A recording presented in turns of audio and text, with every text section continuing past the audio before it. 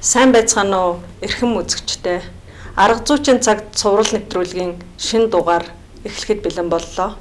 Төрсөн агшнаас сонссон ээжийн уяхан бүвэ, төгөлдөр найргийг хэцэлсэн эрдэнэ сувдын хэлхээ, төрөл арилжавч үл мартах их хилэн дээдлэгч та бүхэнд зохис даяалгуу ээлжид хичээлийн шинэ дугаарыг өргөн барьж байна.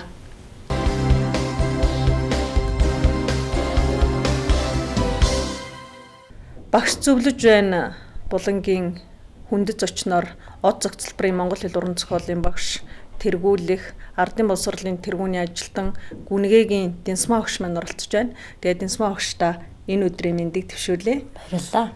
Тэгэхээр багшлах урлаг гэдэг бол төрөлхийн авьяас байх гэж би боддог. Тэгэхээр яг Монгол хэл уран зохиолын багш болсон түүхээс бидэнд зөвхөн сонирн байх болов багшаа. За баярлалаа. За миний Ховд аймгийн Алтай сумын уугуул иргэн заах нутгаар нутгалдаг цаг төлдөг заяа сайт малчин ард Гүнгэгийн 4 дугаар охин болж төрсөн. Бага дунд бүрэн дунд сургууль дээд сургуулийг дүүргэсэн. За ингээд багш болохыг бол бага ангид сурагч байх үеэс хүсэж мөрөөдөж байсан. Тэгээд энэ хүслийн маань нэг хэсэг бол одоо 4 дугаар ангид анх шүлэг зохиолсон энэ явдлаас улбаатай гэж үздэг. 4 дугаар ангид байхдаа нийт 11 шүлэг бичээд тэгээ хөөхтэйсэн болохоор тэр шүлгээ багш нартаа үзүүлж харуул зөвлөгөө авахаа мэдэхгүй. Тэр үед бидний унших номдэр эс буян нэмхийн намтар зураг гайхамшигт учрал алдарт найруулал гарсан байсан. Тэгээд энэ ном дээрээс уншаад ер нь энэ шүлгээ буян нэмэх зохиолчд явуулж зөвлөгөө авъя гэж ингэж бодоод 11 шүлгээ бичээд захианд хийгээд шуудангаар явуулсан. Энэ захианы хариу 5 сарын 1-ний өдөр надад ирэхдээ очих эзэнгүй учраас буцаа гэсэн юм хаягтаар буцаж ирсэн. Ингээд шүлэг бичих энэ хүсэл сонирхол жоохон буурсан.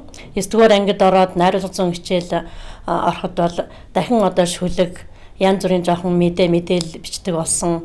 Тэгээд тэр үед манай ангийнхан нэлээд их мэдээлэл бичиж хөдөлмөр сонинд бид нэр өгч урамшуулн 5 төгрөг тийм ган хушуутай үзэг ирдэг байсан. За ингэж л одоо миний шүлэг бичих бас одоо монгол хэлний багш болъё гэсэн энэ хүсэл эхэлсэн ийм төвхтэй юм аа. Тэгэхээр багшлах ухаан гэдэг бол өөрөө хүчийн дээд хэлбэр байх гэж би ойлгодог. Тэгээ манай өнөөдрийн зочин маань өөрийгөө дайчлан санаачлахтай ажилдаг залуу багш нартай байнга үлгэр дуурайл болж байдаг. Монгол хэлний шинэ стандартын агуулгыг эзэмшүүлэхийн тулд суралцагчдад цогц чадвар эзэмшүүлэхийн тулд уйгахгүй байнга эрэл хайгуул хийж явдаг ийм бүтээлч багшаараа бид үргэлж бахархдаг юм аа. Тэгээ өнөөдөр хоёулаа Бавгийн Лавсрангийн аав гэдэг ихэд одоо задлал хийх аргачлалаа нийт үзэгчдэд төлөвлүүлье. За баярлалаа. За ихт задлал хийх энэ аргачлал бол ер нь шинэ стандартад одоо шинээр орж ирсэн юм шинэлэг зүйл гэж ингэж үзэж байгаа. За орчин үеийн одоо хичээлийн цөм юм аа.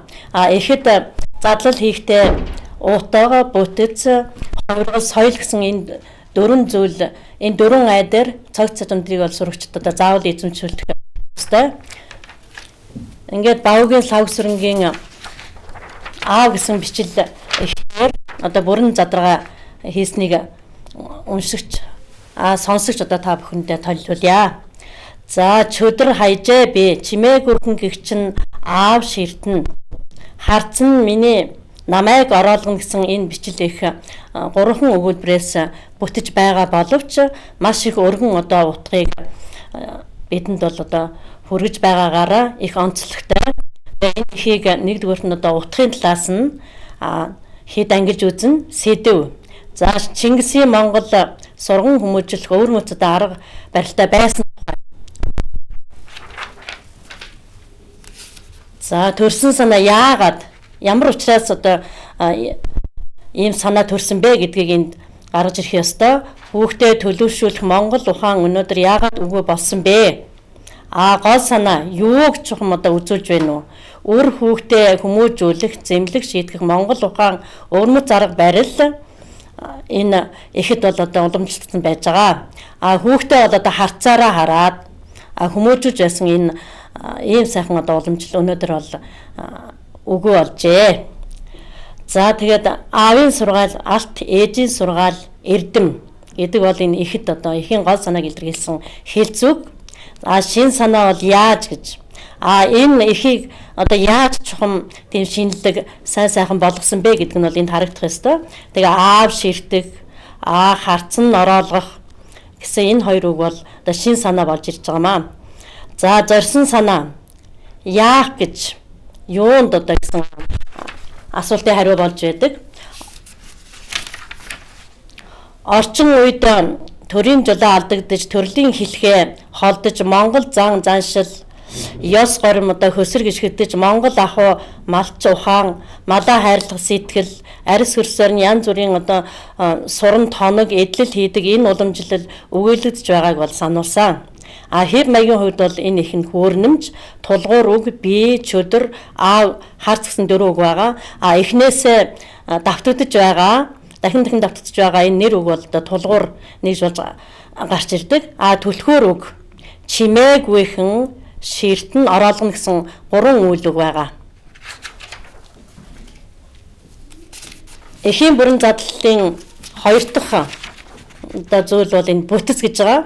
За уг их 2 цагтлагаас бүтсэн бичлэх эхийн зохиомж нь эхлэл хайсан гол хэсэг нь ширтэн ороолгоно төгсгөл хэсэг нь Монгол ухаан Монгол зан заншил. За энэ бол дан бүтцтэй ихээ. За 3 дахь одоо задлал бол хуургал. 1-р нь хураан би хайжээ гэсэн 2 бүрэлдэхүүн цөм өгүүлбэр аав ширтэн 2 бүрэлдэхүүн цөм өгүүлбэр харцан намайг ороолгоно 3 бүрэлдэхүүн цөм өгүүлбэр. За дэлгэрүүлэх аавын сургаал алт химэн харцан намайг ороолгоно. Аавын сургаал алт гэсэн одоо энэ хэл зүгээр дэлгэрүүлсэн байж байгаа цөм өгүүлбэрээ. Салаалга чөдрийг нь хайжээ би харцаараа намайг ороолгоно. Тонгорох. За энд 1-р нь байр суулгах, 2-р нь утгыг эсрэгээр нь одоо тонгорох гэсэн 2 ийм арга байдаг. За би чөдөр хайжээ. Байр одоо сольсон байж гэн. Утгыг ирчимтлэхдээ би чөдөр хайчихлаа шүү дээ. Би чөдөр хайчихсан даа гэж. Энд бол одоо утга нь арай өөр одоо болж ирж байгаа. За эхийн одоо их задлалын хамгийн гол зүйл бол энэ соёл байж байгаа. За соёл бол эхлээд хүүхдүүд ихээ, чэжээр ярина, дараа нь найруулна. За найруулалтаа бол янз янзын одоо олон аргыг хэрэгжилж болно. Энд бол 15 үгтэй цогцлбор бичнэ. За энэ бичил эхийг одоо 15 үгэнд одоо багтааж бичгтээ тэр хүүхдийн найруулах одоо чадвар харагдах ёстой. Дуурайх. За чөдөр гэдгийг дуран гэж одоо өөрчлөө тэгээ дуурайд бичсэн. Дуран хайжээ би чимээгүйхэн гэх чинь аав ширтэн, харцан намайг ороолгоно. За энэ бол одоо хүүхдээ ихээ дуурайж одоо бичсэн хэлбэр харагдаж байна. За дараагаар нь их зохиох ёстой. Монгол зан заншил гэсэн сэдвээр 50 үгтэй их зохион бичнэ. За их зохион бичнэ гэдэг бол энэ мань их задлалын одоо хамгийн дээд түвшин. Энд бол одоо хүүхдийн чадвар харагдаж байх ёстой. За ингээд эхийн одоо бүрэн задаргааг бол ийм 4 одоо хэлбэрээр хийнэ. Монгол хэлний шинэ стандарт дээр бол Монгол хэлний боловсролын агуулга бол ихтер суурилж байгаа тийм ээ хшаа. Тэгэхээр энэ ихтер суурлаж эхийн соёлыг одоо хүүхдүүдэд эзэмшүүлэхэд бол нэлээ одоо ажиллагаа шаардна. Тэгэд энэ эхийн соёл дотроос одоо бага ангийн багш нар бол яг юун дээр анхаарах хэвээр. Бага ангийн багш нар бол нэгдүгээрт хэлц үгийг бол нэлээд их одоо чэжлүүлэх хэрэгтэй юм шиг санагдаж байгаа. За хоёрдугаарт бол тэр их аль болох ихээ одоо өгөөд тэн дотроо задлал хийлгээд тухайн одоо тэр стандартад юу гэж өгсөн байна уу тэр өгдлүүдэд ажилуулад ингээд явхад бол түрүүчийн бидний хуучин одоо програмын хөтөлбөрөөс хавьгүй их дээр хүүхдүүд бол маш их чөлөөтэй сэтгэн маш их чөлөөтэй одоо бичдэг болно чадваржиж ирж байгаа. Үүгээрээ ялгаа та. Тэгээд бага ангийн багш нартаа бас анхааруулж хэлэхэд хүүхдээр хамгийн гол нь оновчтой эхийг дуурайлгаж бичүүлэх хэрэгтэй тийм ээ. Тий. Дуурайлгаж бичүүлснийхаа дараагаар тухайн эхийг одоо цөөн хэдэн үгэнд багтааж найруулж бичих хэрэгтэй. 3 дугаарт одоо дэлгэрүүлж бичих хэрэгтэй. За эцсийн дээд чат нь бол зохион бичих юм аа. Тэгэхээр манай багш нарын бас нэг одоо дутагдал харагдчихэдэг. Ягаад гэвэл эхний 3 алхмыг ерөөсөн маш удаан хугацаанд дадлагчт нь хийлгэх ёстой байтал шууд яадаг зохион бичих өгөх даалгавар зохион бичих даалгавар өгдөг тийм багшаа. Тэгэхээр зэрэг зохион бичих гэдэг маань эхний 3 шатанда дадлагжаагүй одоо сайн сураагүй хүүхэд бол зохион бичгэд бол нэлээ бэрхшээлтэй тулгардаг. Тэгэхээр бид нар хүүхдээ яах ёстой вэхээр зэрэг эхний 3 алхмыг сайн хийж дадлагж чадварцсны дараа зохион бичүүлэх энэ ажилдаа орвол илүү үр дүнтэй болдго юм аа гэдгийг бас бид эндээс тэмдэглэж хэлэхэд зүгээр олоо гэж бодож байна. За манай нэвтрүүлэгт оролцсон багштай баярлалаа. Таны ажил хөдөлмөрт амжилт хүсье. За баярлалаа.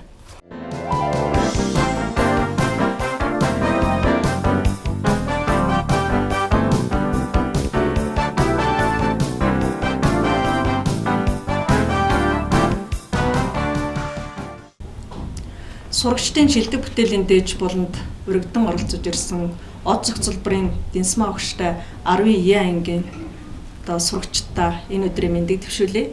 Манай нэвтрүүлэгт шинэ баярын лав өсвөрн инх тайвны цогцолмаа Мөнх хатын цэрэн дорж долоодын должин сүрнаар оролцож байна.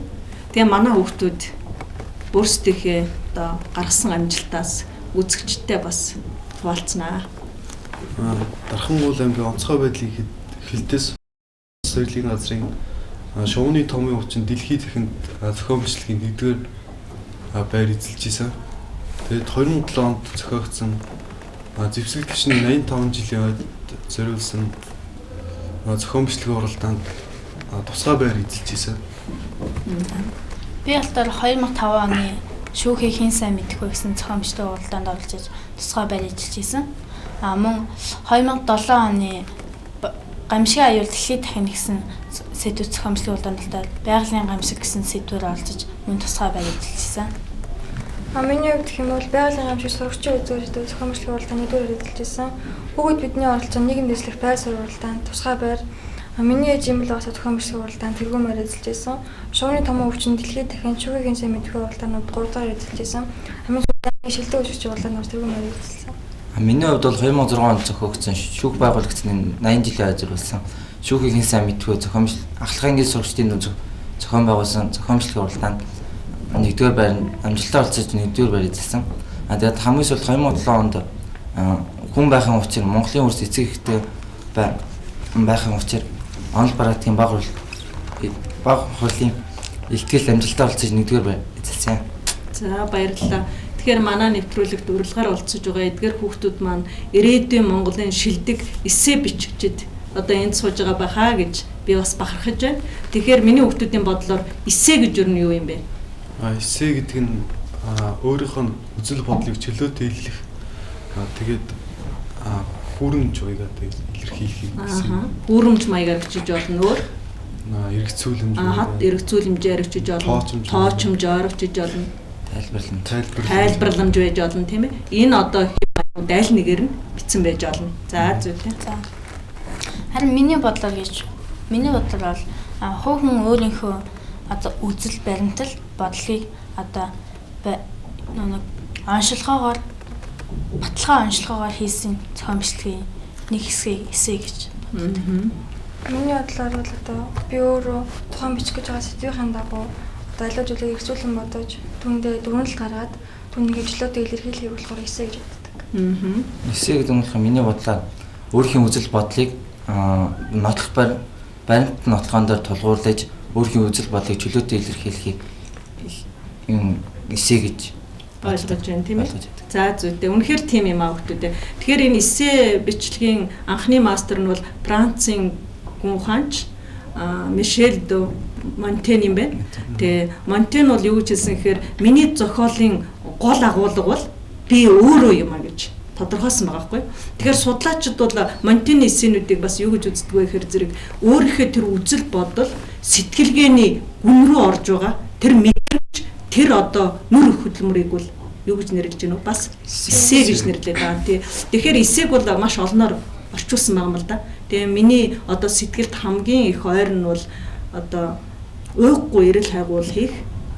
Тэгээд одоо сэтгэлгээнийхээ үнэнх мэдрэмжийг илэрхийлэх. Тэгээд нөгөө хив маягуудын одоо өөрөө сонгож бичих ийм урлаг гэж бас ойлгож байгаа. Тэгэхээр манай хүүхдүүд бол эссений одоо төрөл дээр бол маш сайн ойлголттой байдаг юм байна. Тэгээд та бүхний одоо бичсэн эссенүүдээ сонирхоод байхад энэ Должин сүрэнгийн бичсэн миний ээж ийм л байгаасай гэдэг эссений талаар одоо нэлээд дэлгэрүүлж өгөхийг хүсэж байна. Энэ уралдаан болохоор улсын хэмжээнд тэргүүлсэн уралдаан зохион бичлэг байгаа. Тэгээд би танад уншиж байна. Улсын хэмжээнд 1-р байранд орсон зохион бичлэгийн уралдаан гэх тийм ээ.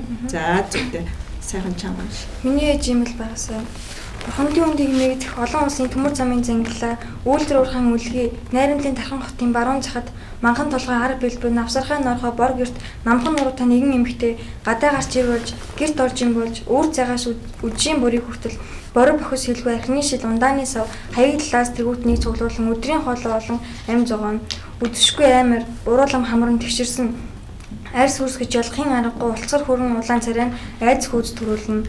Амьдралд бэдад сураагүй 18-наас хүрээгүй алдраа бяцхан үр намгаа өргөлж тэврэн үнсэж өхөөрдөн инхрийлж элхэндээ тэврэн элдвэр тутаалгүй өдөг зэрэгт хүрэгчээ. Хонгийн тоогоор хөнчин өсөж эргэлэн тоглодог тэврүүлэн өсүүлдэг байсан балчирхан насны нисэн одож өд зүд нь урган эрхийн цагт хүн бүхнээс өөр царайтай эжим минь ягаад ийм болсныг асууж зүрхэлдэггүй байлаа. Түмэн бодол толгойд эргэлдэж буман асуулт намайг зовооно. Миний аав хэн бэ? Надад ах эгч дүү яагаад байдаггүй юм бэ? Ээж минь ямар нэгэн байгууллагад тогтмол цалинд ажил хийдэг болоосай. Хурдан том болоод ажил хийх юмсан гэсэн асуултууд араараасаа хөөрсөөр. Идэх хоол байлаач үсгэлэн юм шиг, өмсөх хувцс байсан ч гондоо юм шиг, хангалуун амьдрал байлаач дутуу юм шиг, хөнгөн гуниг төрж үе үе сэтгэл хэгэлзэн битүү гүнгэлдэг боллоо.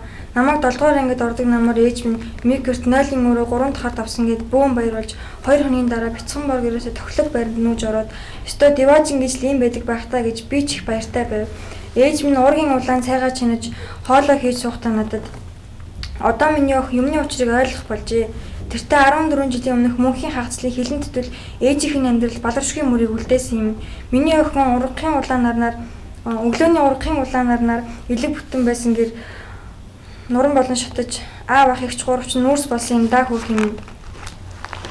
Манайх 43 дугаар бараагийн 2 дахь урд 2 өрөө байранд элэг бүтэн найрсаг сайхан амьдардаг байлаа. Шин унтаж байтал цахилгаанаас болж гал гарч түнэр харанхуй шин гашуун уртаанд үлгүйтэй бяцхан охиноо хүнжил боож цонхоор гадаг шидэд аав чинь намайг төрүүлж гаагээд ах ихч хоёрыг чи хүнжилт боогоо цонхоор шидэх гэтэл улалцсан галтай байшингийн дээрүү дээрээс нь унаж дараад гарч чадаагүй юм.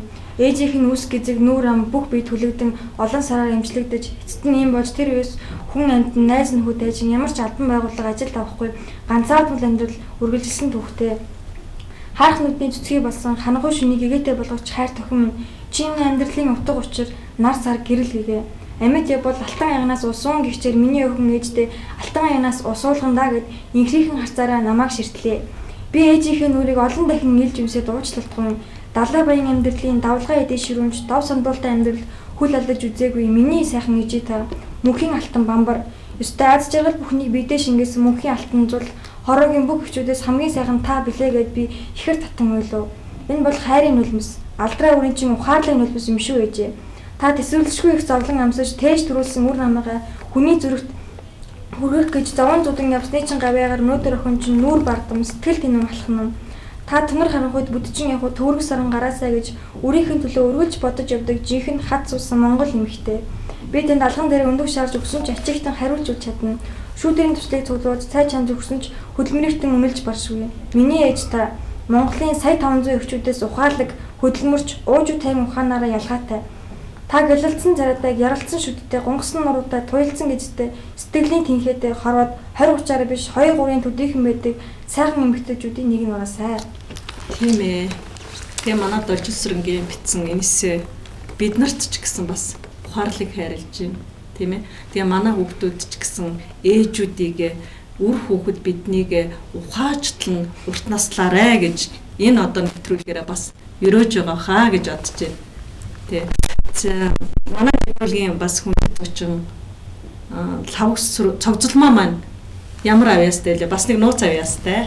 За миний нууц авьяас гэх юм бол ойдол дизайны юу авьяастай. Одоо юу гэсэн үг юм бол юм оёх авьяастай гэсэн. Тэгэхээр цогцлмаа юм оён гэдгийг манай ээж одоо ярихдаа оюуны уур, сэтгэлийн уур, гарын уур гурав нийлжиж маш сайн ойдолчин болдго юм аа гэж сургаж ирсэн. Тэгэхээр ийм одоо авьяастай хүүхэд маань яг эссе бичих, яг одоо зохиол туйрвахад нөгөө тэр урнуудаас аль нь илүү их шаардагдаж байна. За энэнд бол хамгийн гол нь оюуны сэтгхүйн мөн үгийн баялаг хамгийн гол болж байна. Тэгэхээр эссе гэдгийг түрүү багшнаас цогсхон дурдсан. Янз бүрээр орчуулдаг гэж тий. Тэгээ хамгийн оновчтой одоо бидний сэтгэлд ойр байгаа нь бол оролдлого гэж орчуулсан байгаа хгүй. Тэгэхээр эссег бичгээд маш их оролдлого хэрэгтэй, маш их хичээл зүтгэл хэрэгтэй, маш их чин ирмэлцэл ямар ах хэрэгтэй. Өөрийнхөө сэтгэлийн үнэндх мэдрэмжийг одоо үгээр илэрхийлэх гайхамшиг юм аа тий. Тэгээд хүүхэд багчууд та бүхэндээ цаашдынх нь одоо эссе бичлэгийн болон их хэлээ сурталчлах, их хэлээр бахархах ариун үйлсэд амжилт хүсье. Манай нэвтрүүлэгт оролцсон хүүхэд болгонд их баярлалаа.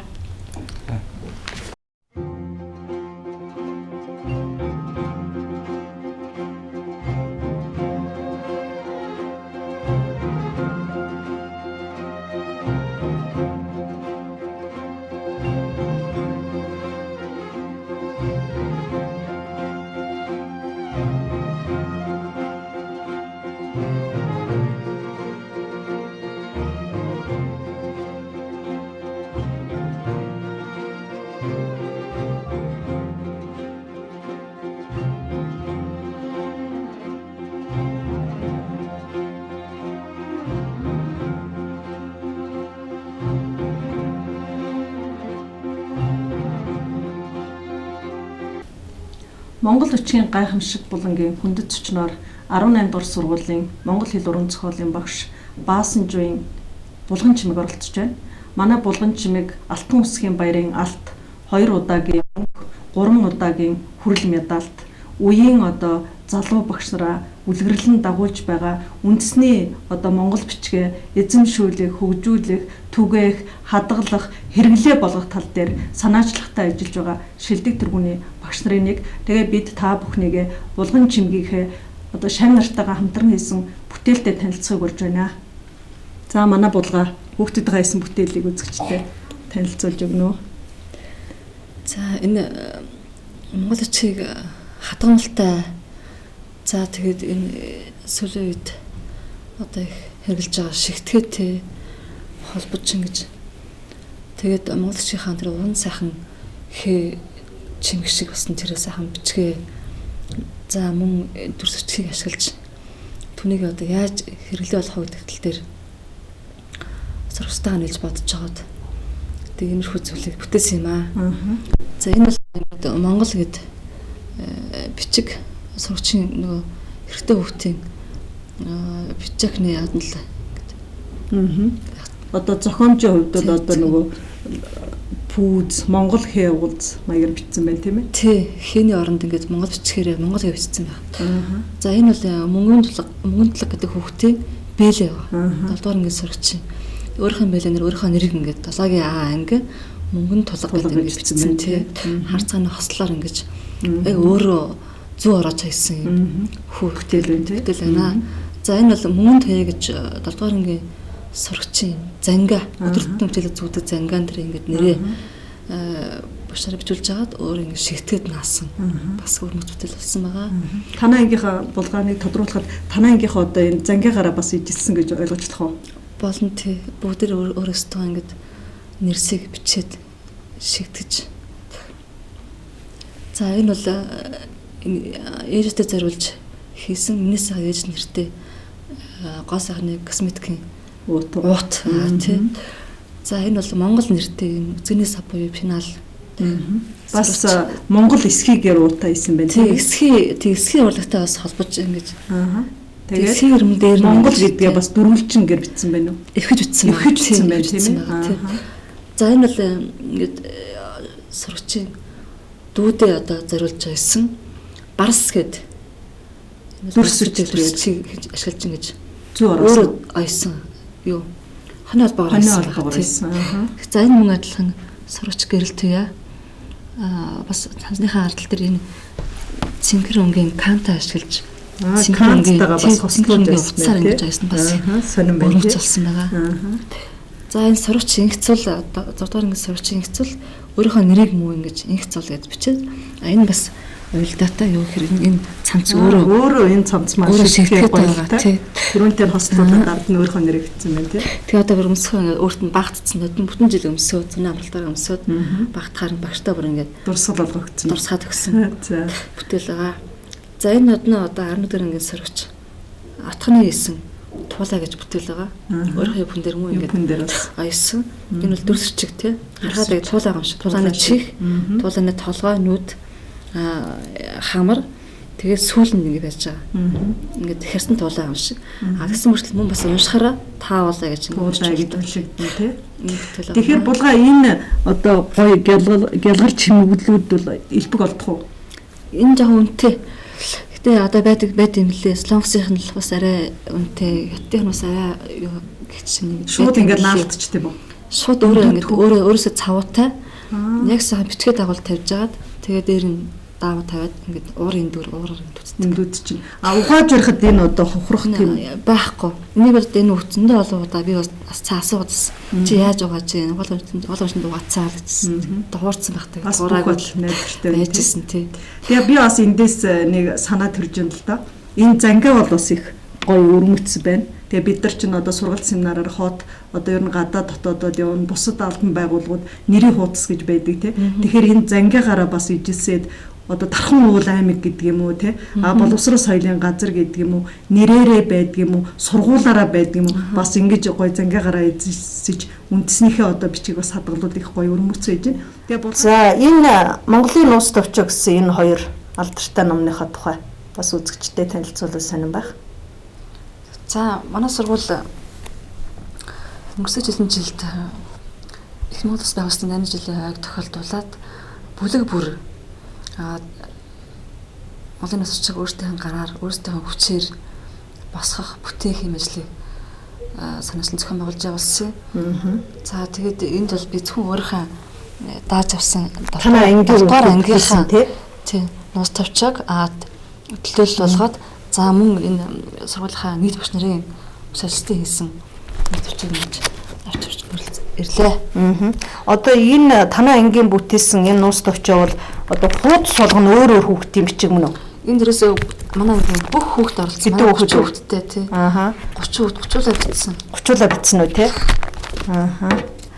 Тэгээд энэ альбомыг ингээ харж байхад энэ нууц тавчааг харж байхад бас нэгэн нууц оршоод байна л да булгаа. Тэр одоо нууц нь одоо юу байна вэ гэхээр яг нэг хүн бичсэн юм шиг юм жигэд бичүүлсэн байх юм. Тэгэхээр энэ тал дээр багшийн одоо тэр нууц арга нь юу байна вэ? За би 25 оноос үеийн зарчим гэдэг нэг дандаа үетэй холбогдсон, үетэй холбож бичүүлдэг, үетэй холбож уншуулдаг, үетэй холбож чэжэр бичүүлдэг тийм одоо гараад ирсэн. Тэгээд түүнийг 25 оноос хойш хичээл дээр тогтмол хөгжүүлж өдөр тутам ашиглаж заасан. Тэгээд түүний үр дүнд манай шавнар одоо ийм гоё жигэд бичих болсон байна шүү дээ. Тэ буулгах шиг. Яг нэг хүн шиг одоо манай үзэгчид харж байгаа бах те. За тэгээ шавнар гэхгүй танаа одоо сургуулийн хичнээн бааш хичнээн ажилчин тэгээ удирдлагууд те бас бүгдээ энд гар бие оруулж сэтгэлээ гаргаж Монгол бичгээр Монголын нууц тавчгаа бас бүтээсэн те. Тэгэхээр ийм хүмүүс ч гэсэн ерөөсөө яг нэг хүн шиг гэсэн байгаа байхгүй булгаа. Тэгэхээр чиний тэр одоо үеийн зарчим бол бас сургууль хамт олондоо төдийгүй аймгийн одоо мэрэгжлийн багш нарт тэрхүү туршлага болохоор юм. Тийм. Аргатай удаа дундгийн болон багны нартай үеийн зарчмыг яаж ямар зарчим болсон гэхээр хоёруудаа хичээл заасан. За тэр бас нэлсэн гэж магадгүй. Тэгээд одоо булгаагаа яг үеийн зарчмаар хичээл заахад юу анхаарах ёстой вэ гэдэг арга зүг бүгдээрээ үзье.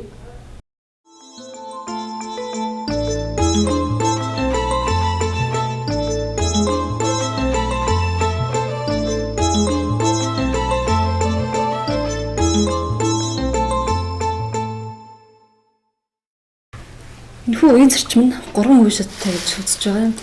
За юуны өмнө сурагчдыг уншсан ч бичсэн ч байнга үйлүүлж сурах хэрэгтэй юм байна. Одоо жишээ нь өсгөөс сурсан үндэсний хэл мартаж болшгүй солигсын агуу зохиол настаржийн одоо 2 мөр хэсгийг авлаа. Энд өс хүү ээч сурагсан үндүсүнү хэлэ мартажу болоши үгэ саяул гэж.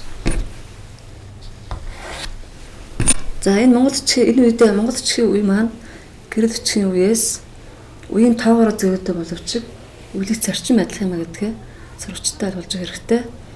За ингээд уншсан ч үйлнэ, бичсэн ч үйлнэ. За ингээд үйл сурсны дараагаар яах вэ гэхээр нөгөө үйлээ сурцсан хүмүүстэй үйл бичлэхдээ үеийн хооронд 2 нүдний зайтай буюу 1 см зайтайгаар холбуулж бичнэ. За одоо энэ нэгэд цунаад нэг эвгүй харагдах боловч энэ бол маш үр дүнтэй арга юм. За яагаад тэгэхээр ингэж сонгож бичсний үр дүн нэгдүгээрт монголчиг бол өөрөө маш тийм гоо бичих юм. Санаасан сайхан бичих юм. Тэгэхээр энэ нуруу бол маш сайхан цэвэрхэн бичүүлжээж монголчиг бол цэвэрхэн бичнэ. Хоёрдугаарт хүүхэд энэ эхний үеийг хичээнгүйл юм биччихээ дараагийн үеэ бичих гэтээ энэ нуруу татах тэр зур анхаарал нь дахин төвлөрдөг нь батлагдсан юм. За ингээд үс хүү ээч сургасан гэд яг нөгөө эхнийхээ үйлсэн үеэрээ үеийн хооронд ийм урт нуруугаар зай авч бичүүлэх юм аа. За энэ үеэл багш суралцагч хоёроос маш их цаг зав хүч хөдөлмөр шаардсан ийм үе юм. Яагаад тэгэхээр энэ үеийг энэ үйдлээрөөсөө бүгд маш сайн зөв бичиж унш сурна. За энэ үедэнд багш яах вэ гэхээр тэр сурагчийн бичиж байгаа зурлаг бүрийн тгийг маш сайн анзарч ажиглаж тэг бүр дээр одоо буруу эвгүүччихвэл даасгал сургалтад ижиж тэг одоо зурлаг бүрийг засч авнаа. За ингээд сайн бичиж сайхан одоо уртаар үйлж сурсан сурагчийг яах вэ гэхээр дараагчдаа нөгөө урт нуруу гин 2 дахин одоо багасч өгч болно. Одоо жишээ нь өс хүү гэдэг тийм ээ. Тун одоо богино үеэр үйлүүлэх жишээтэй. За ингээд үйлээ бичиж сурцсан үед чинь цааш дээрээс ингээд ямар ч үед бичихтэй нөгөө үгээ өөрөө бичгтээч уншихтаач одоо ингээд өөр аяндаа үйлээ бичдэг болчдөг. За тэгэхээр энэ үеийн зарчим гэдэг бол зөвхөн одоо саамжид сургалтуудыг бий сурагчийн цээж бичиг унших чадвар бол маш их нэгдгийг анзаарэгдсэн. За ингээд сурагчид үеийн зарчмыг заасруулсныхаа дараагаар энэ одоо зарчмаа бол хичээлдээ өдөр тутам ашиглаж болно. За ингээд л хүүхд бол маш хурдан одоо монголчээр тодорж байгаа нь харагдсан юм аа. За ингээд эхээ өгөөд тийм ээ эхээ өгөөд эхээ эхлээд крилээр нь галглуулад тэгэхэд хүнийг одоо буцаагаад монголч рүү уйлж хөрвүүл одоо уйлж хийж өргөчмөөр ингээд олон суудыг хэлэх юм бол анхан сурч байгаа нь бол монголчийг маш хурдан сурахын байдал нь ажиглагдсан.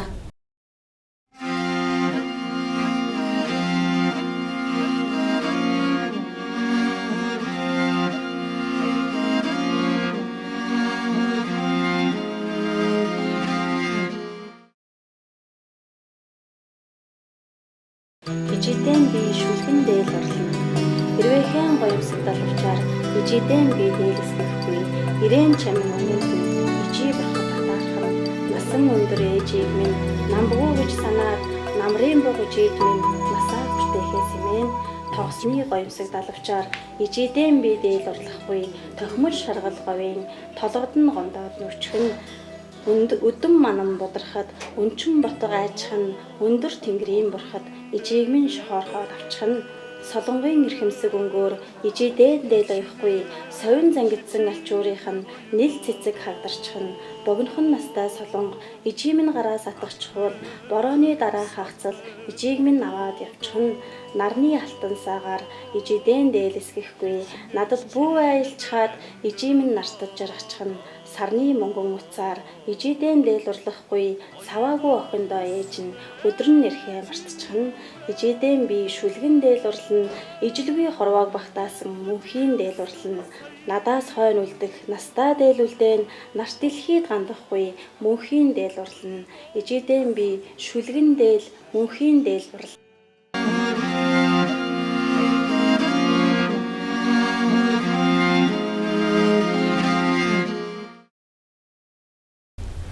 Манай өнөөдрийн нэвтрүүлгийг хүлээн авч үзсэн үзэгч та бүхэнд баярлалаа.